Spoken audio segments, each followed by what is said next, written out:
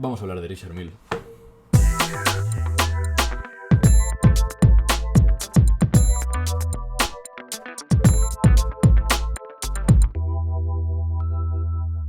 Hoy vamos a continuar con esta serie de vídeos en las que hablamos sobre marcas y yo intento expresaros un poco qué papel juegan las marcas dentro del mercado y cuál es su razón de existencia, ¿no? Y por qué tienen éxito, al menos desde mi punto de vista o desde mi experiencia personal. Y hoy lo vamos a hacer con una de las marcas que ha irrumpido en el mercado de la manera más exitosa y ruidosa en este siglo, que es Richard Mille. Pues como siempre, al estilo de este tipo de vídeos que hacemos, aquí tenemos la presentación y es un vídeo un poco más distendido, en una sola toma en la que comento mi opinión y un poco la esencia de cada marca. Y hoy os traigo una marca que me encanta poder tratarla aquí en el canal, que es Richard Mille. Richard Mille probablemente es una de mis marcas favoritas, sin duda. Diría que mi marca favorita es Rolex, pero después de esto vendría Richard Mille en un plano totalmente distinto. En algunos otros vídeos ya he comentado que para mí la idea de Richard Mille como marca es muy diferente a cualquier otra casa relojera. Entonces, aquí este señor que veis es el propio Richard Mille, que ese es el primer paso, que es saber que Richard Mille no es un nombre comercial, sino que es el nombre del dueño, fundador, CEO, ex-CEO de la marca, Richard Mille, este francés, que la fundó con 50 años en 2001. Y aquí os enseño esta imagen que es de la boutique de Richard Mille en Ginebra. ¿Y por qué os enseño esto? Pues porque estuve aquí. Estuve aquí hace un mes y pico aproximadamente, en la semana del Watches and Wonders. Me pasé por allí y quería, al principio de este vídeo, enseñaros esta imagen para poder comentar algo que me parece muy importante. Y es que muchos de nosotros, al menos yo, y entiendo que muchos os sentiréis identificados con esto, tenía una barrera mental hacia entrar a las boutiques de casas relojeras con precios muy altos porque no iba a comprar nada. Paseaba por Madrid y veía la boutique de IWC y aunque me encantaría entrar y poder hablar con ellos y que me expliquen cosas y comentar, porque incluso había estado ya en Schaffhausen en la fábrica de IWC y sabía de la marca y me gusta hablar de ello, pues no quería entrar porque sentía que estaría perdiendo su tiempo al no ser un cliente. Y bueno, con Richard Mille, pues más que más. Obviamente estamos hablando de una marca que vende relojes entre los 60-70 mil hasta los millones de euros, precios retail. Entonces es muy difícil sobrepasar ese pensamiento de ¿qué hago yo aquí si no voy a comprar nada? Pero realmente todo depende de la actitud con la que vayas a la tienda y con la que te presentes ante ellos. Yo lo que suelo hacer es entrar en una boutique y decir, oye, me interesa mucho vuestra marca, quisiera saber más de ella, y suelo también comentar que tengo un canal de YouTube, que escribo artículos, que me gusta interesarme y que qué mejor fuente de conocimiento o de datos que las propias boutiques de las marcas para que me cuenten. Entonces entré aquí en la boutique de Richard Mille y les dije la verdad que tenía un canal de YouTube, que estaba preparando vídeos, que me gustaría escribir algún artículo en profundidad, que es verdad, sobre Richard Mille porque me parece muy interesante y que me gustaría hablar un poco con ellos para saber un poco más de la marca. Y fueron extremadamente amables. Durante una hora estuve ahí hablando con el jefe de ventas de Richard Mille en Ginebra, que es un privilegio, y fue extremadamente amable y acogedor. Entonces, la mayoría de cosas que os voy a contar hoy, pues fueron cuestiones que pude comentar allí en Ginebra con ellos y también percepciones que yo ya tenía anteriormente de la marca, aunque sobre todo mi percepción sobre la marca se acabó de moldear allí en Ginebra pudiendo hablar con ellos. Entonces, ¿qué es esta marca Richard Mille que vemos en tantos famosos, que son relojes muy excéntricos, extremadamente caros, muy fuera del alcance del público general? Si te va bien durante tu vida y ahorras, podrás comprarte un Rolex o dos, o podrás incluso comprarte un Patek Philippe al final de cuando te vayas a jubilar, pero comprarte un Richard Mille es que tienes un nivel de ingresos muy alto, muy por encima de la media. Entonces, ¿qué es esta marca? ¿Qué hay detrás de ello? Y es solo lo que llamaríamos ahora hype, es decir, es solo moda, es solo una marca que simplemente está basada en marketing e imagen de marca, o realmente los relojes tienen ese valor intrínseco, que como sabéis es una cosa que a mí me gusta mucho poder valorar de los relojes, su valor intrínseco en comparación a su valor extrínseco. Aquí os pongo varias imágenes de famosos, muchos patrocinados por Richard Mille. El caso más famoso es Rafa Nadal, que lleva con ellos un montón de años y saca modelos que llevan su propio nombre, los RM35 me parece que es la línea de Nadal. Me pierdo un poco con las referencias de Richard Mille, pero incluso tienen récords como los relojes más ligeros automáticos, cosas así. Charles Leclerc, os muestro aquí, que ya sabéis que aquí en este canal nos gusta mucho la Fórmula 1 también. Richard Mille es uno de los embajadores de la marca. Charles Leclerc es uno de los embajadores de la marca, teniendo varios modelos con su propio nombre. Aquí os muestro a LeBron James con un turbillón y a Kevin Hart en este pequeño collage, ¿no? Entonces, esto es simplemente para mostrar que, desde mi punto de vista, Richard Mille tiene dos vertientes. La vertiente de los famosos compran Richard Milles muchas veces.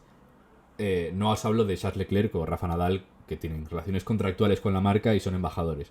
Pero muchos famosos compran Richard Milles simplemente porque son muy caros. Y normalmente los compran en el mercado de reventa. Ya hablaremos de esto, pero hay muy pocos Richard Milles nuevos al año. Entonces muchos famosos compran Richard Milles solo como símbolo de estatus. Tenía $300.000 extra y me los gasté en un reloj. Aquí lo tienes y lo llevo para que veáis que tengo un Richard Mille. Eso es una cosa, y realmente es algo inevitable cuando haces relojes con este precio. Que la gente lo compre simplemente para demostrarle al mundo que tiene la capacidad económica de comprarlo. Eso no me interesa y me da absolutamente igual. Lo que me importa es los relojes en sí. ¿Por qué son tan caros? ¿Qué los diferencia?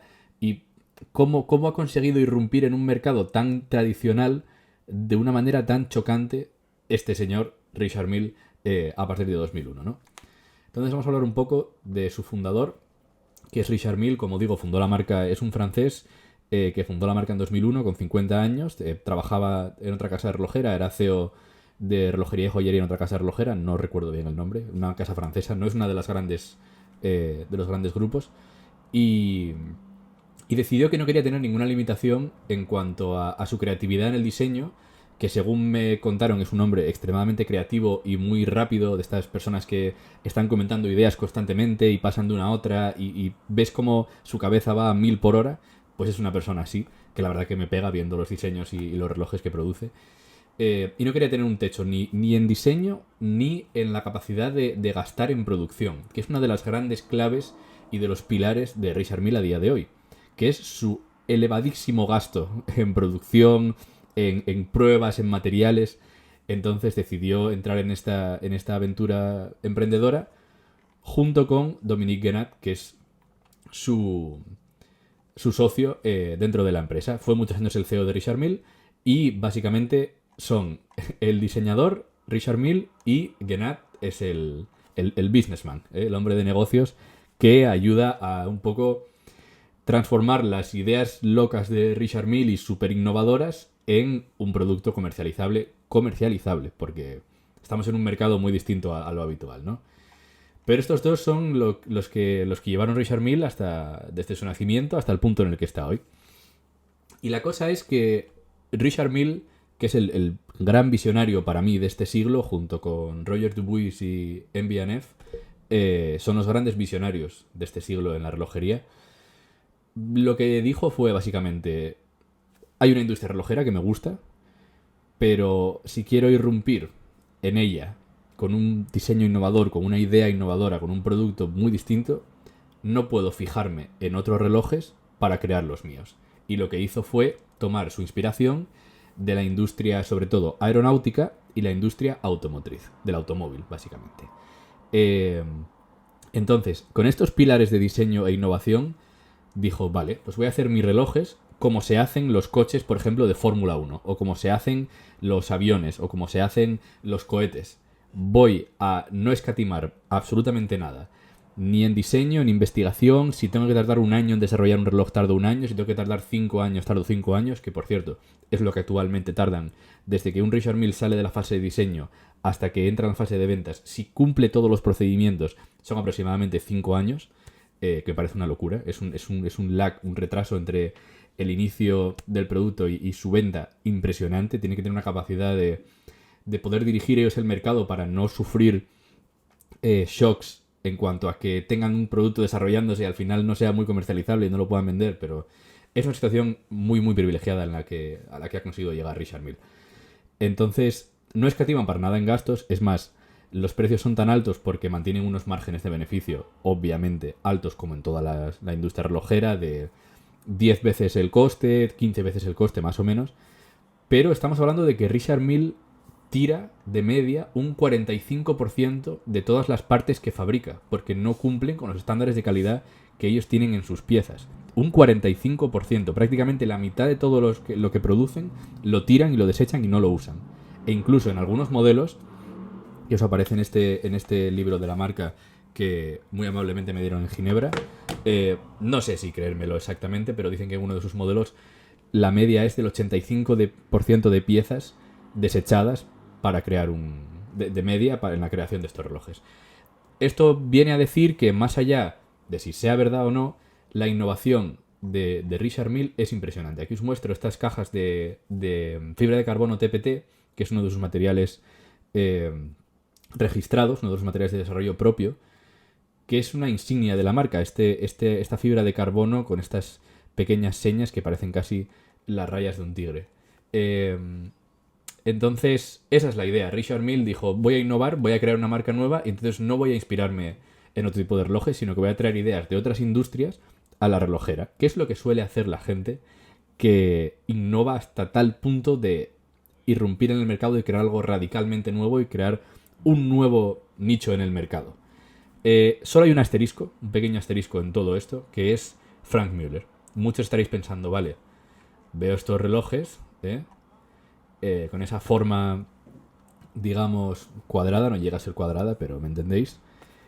Y pienso que antes de que estuviera Richard Mille, estos diseños ya los hacía Frank Müller. Y es verdad, es el único asterisco en cuanto a Richard Mille le gustaron esta forma de caja y empezó a usarlo. Es muy característico sus tornillos, que dice que tardan como 6 meses en fabricar cada uno de los tornillos porque pasa por 20 procesos y lo tocan 1000 personas cada uno de los tornillos. Son locuras así. Pero sí que es verdad que al menos la forma básica del sketch de un Richard Mille es muy parecido al de un Frank Müller. Entonces, aquí tenemos a Fernando Alonso con probablemente el Richard Mille favorito, que es el RM6702 Fernando Alonso, con los colores de Asturias. Y nada, solo os quería... esta imagen viene a decir que la conexión de Richard Mille con el mundo del automovilismo y con el mundo del deporte va mucho más allá que la conexión que suelen tener otras marcas con deportistas o patrocinadores que ellos tienen.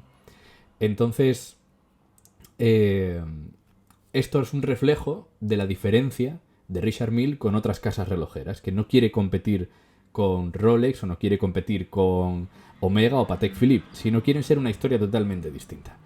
Entonces, diseñan estos relojes en un lenguaje en un lenguaje de diseño, quiero decir, en el que cada elemento tiene un fin. Igual que cuando diseñas un coche de Fórmula 1, no dejas nada al azar y todo tiene una funcionalidad, y si es inútil se quita porque probablemente sea malo aerodinámicamente o pese demasiado y sea malo en cuanto a reducir el tiempo de vuelta, pues los relojes de Richard Mille siguen la misma filosofía de diseño. Intentan tener cierta estética porque obviamente son un producto bastante industrial en su diseño, pero son estéticos. Es decir, es innegable que hay una línea de diseño por detrás, que hay unas intenciones, unos colores, unas formas, ¿vale? Pero siguen ese diseño industrial, ¿vale? Y por último quería comentaros sobre el hijo de Richard Mille, que es el futuro de la marca. Es Alexandre Mille, Alex Mille, que según me comentaron en Ginebra es una persona súper cercana, súper cotidiana, podríamos decir, que se pasa mucho por ahí, pregunta cómo está todo, cómo van las ventas, cómo van los clientes. Aquí está con Wei Ko, que es el fundador de Revolution Watch, que si habláis inglés os recomiendo, es una de las mayores revistas que hay sobre relojes y os recomiendo que consumáis todo su contenido porque además tiene una voz impresionante. Y Alex Mille es el futuro de la marca. Richard Mille está un poco apartándose porque ya quiere retirarse. Con lo que comentábamos antes de que los relojes tardan unos 5 años en producirse, todavía todos los relojes que vayamos a ver son obra de las manos y de la mente del propio Richard Mille, pero en el futuro vendrán por la creación de Alex Mille, que es el hijo de Richard. Y ahora al final quería comentar un poco sobre algo muy interesante que pude hablar con ellos ahí en Ginebra, porque es básicamente su área en la que son expertos, que es cómo eliges un cliente para un Richard Mille. Se producen unos 5.800 más o menos Richard Milles al año. Lo cual quiere decir que si echas cuentas en cuanto a relojes por mes por boutique, llegan unos 10-15 relojes al mes a cada boutique. Incluso la de Ginebra, que probablemente sea la más importante. Y me comentaron aquí en la boutique que tienen unos entre 300 y 400 clientes interesados en modelos mensualmente. Lo cual quiere decir, pues, prácticamente 30 clientes por reloj, una cosa así. ¿Cómo eligen ellos quién se va a llevar uno de los Richard Milles en un periodo en el que tienen una demanda tan grande en comparación a la oferta? Porque no pueden seguir la misma estrategia que sigue, por ejemplo, Rolex. Cuando tú vas a tratar con un distribuidor de Rolex, pues tienes que establecer cierta relación con ellos, vas varias veces, probablemente tengas que gastar dinero en el propio distribuidor en otras marcas, o empezar comprando un Rolex de señora que sea más barato, para luego ir incrementando el nivel y comprarte ese Submariner o ese Daytona o Explorer que siempre has querido. Pues hay que seguir ciertos pasos antes de comprarte ese Rolex. Por mucho que tengas 7, 8, 20, 35 mil euros que gastarte en un reloj, tienes que pasar por ahí. Pero es que no hay un Richard Mille de entrada, no hay un Richard Mille barato, que es una de las cosas que más me gustó hablar con ellos, porque es siempre algo que he pensado. ¿Cómo eligen quién se lleva un Richard Mille si el primero, el más barato, puede costar 70.000, 80.000 euros?